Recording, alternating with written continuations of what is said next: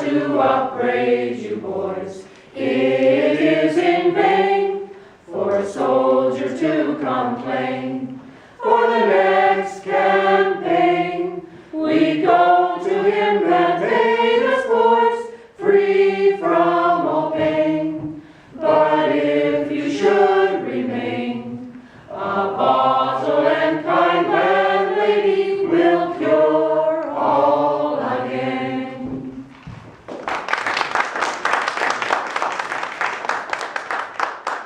February 16th, 1813, the first company of about 100 men and 4 Indian guides left Fredericton for the over 1,100-kilometer trek of 700 miles to Kingston, Upper Canada. A company left each day walking on average 25 kilometers or 15 miles. They often stopped to erect their bivouacs. Weather was severe that winter with temperatures hitting minus 30 degrees. Myth states that not a man was lost, but one did die not far from here near Woodstock at Bulls Creek, and 20 died after they finished the trek in Kingston. Supposedly, all these men died of natural causes, and they all happened to be the hardest drinkers. Frostbite, mal de raquette, which was foot problems due to snowshoeing, and the lack of supplies threatened. It took 52 days to reach Kingston, and it was truly an amazing trek. Before they left for this endurance trip, they actually sang this song in Fredericton, "The Girl I Left Behind Me."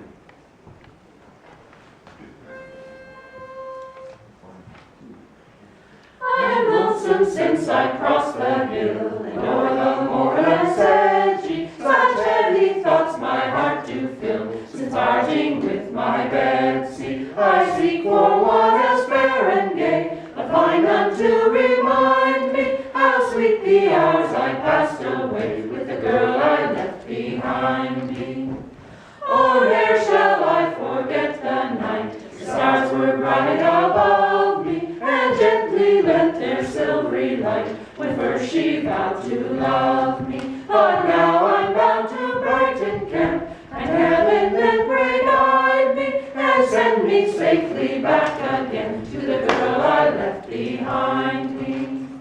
Her golden hair in ringlets fair, her eyes like diamonds shining, her slender waist, her heavenly face, that leaves my heart still pining. Ye gods above, oh hear my prayer, my beauty is fair to find me, and send me safely back again to the girl I left behind me.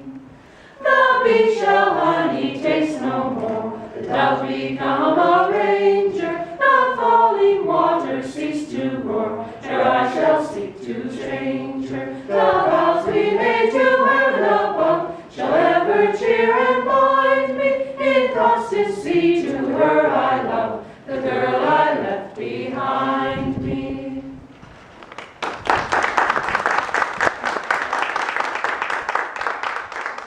In fact, the wives and the children of the 104th were left behind in Fredericton. They sailed to Quebec via St. John in the following summer. Now, the women often turned to the church for solace. The following hymn was written by Stephen Humbert. Humbert was a loyalist and music teacher in St. John. He published the first English book of music in what is now Canada in St. John in 1801. The hymn is called Remembrance. How tedious and tasteless the hours, when Jesus no longer I see. Sweet prospects, sweet birds, and sweet birds, and sweet flowers, have all lost their sweetness to be,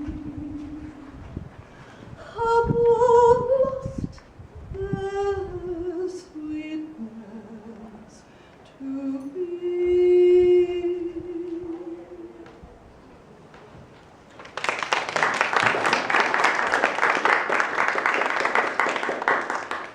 Members of the 104th fought in many battles in Upper Canada: Sackett's Harbour, Beaver Dams, Lundy's Lane, Fort Erie, and Cook's Mills. The Battle of Beaver Dams was famous for Laura Secord, a loyalist who walked 20 miles to warn the British of a coming American attack.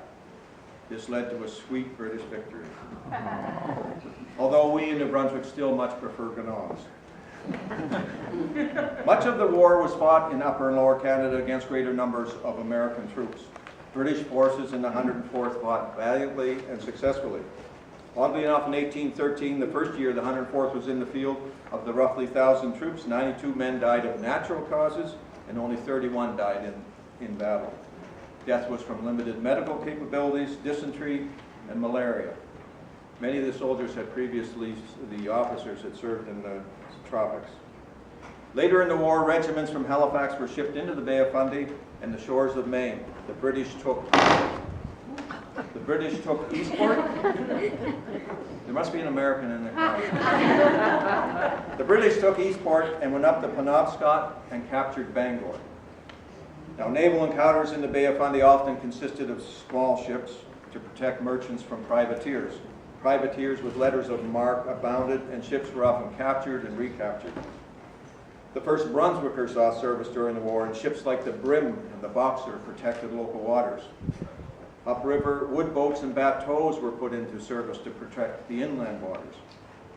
Truth be told, though, a great deal of trading was done between the sympathetic New England states and the British, and a lot of it passed between Eastport on Moose Island in Maine and Campobello and St. Andrews through the Passamaquoddy Bay.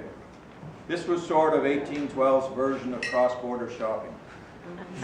Now, the British had command of the sea and blockaded much of the American coastline.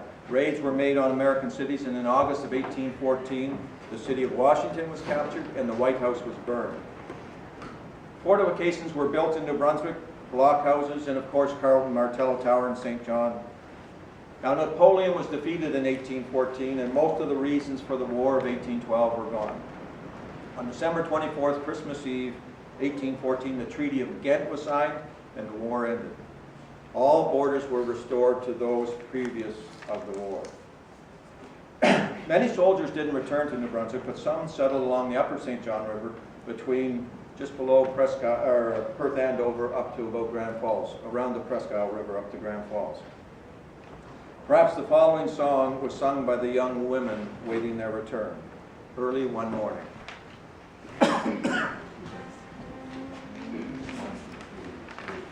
Early one morning, just as the sun was rising, I heard a maid sing in the valley below.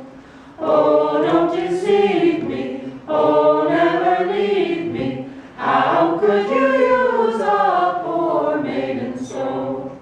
Remember the vows that you made to your Mary. Remember the bower where you vowed to be true.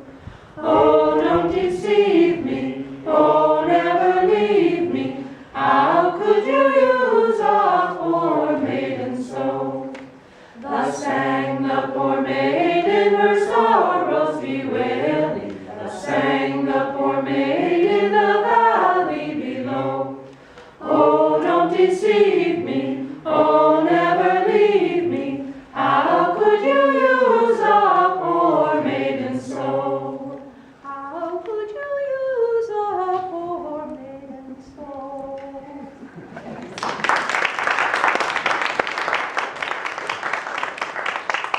Now, we always seem a little rusty after that song, and like to look for a big armchair for two more to curl up in. The War of 1812 forged in the minds of people the kernel of what would become Canada 55 years later. New Brunswick supported communities in Upper and Lower Canada while Mother England was busy in Europe. This led to an understanding everywhere that we were one people. Americans knew that their expansion would not be to the north or the east. The variety of backgrounds of the New Brunswick Regiment recruits displayed the very nature of what Canada would become. The zeal and alacrity of its men and their capabilities and the people and land they represented is clearly seen in the following poem. This poem was also written by Jonathan Odell, a loyalist, New Brunswick's provincial secretary, and here he compares the 104th in greatness to the British Royal Navy.